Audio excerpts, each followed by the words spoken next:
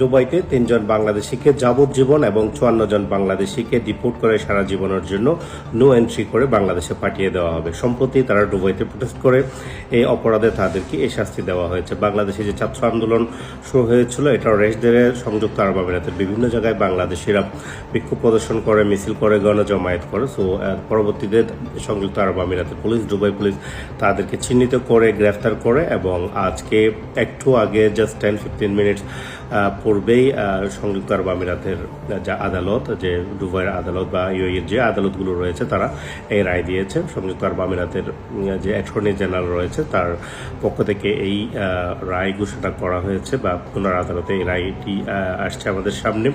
So আমরা যাতে আবেগ কি না হই, হুঁশহারা হয়ে না যায়, সেদিক দিয়ে অবশ্যই লক্ষ্য রাখবেন। বিশেষ করে আমাদের রিয়াদ ভাইও একটা ভিডিও আমাকে সেন্ড করেছেন, উনি সৌদি আরব থেকে, উনি অনেক গুরুত্বপূর্ণ কথা বলেছেন যে আমরা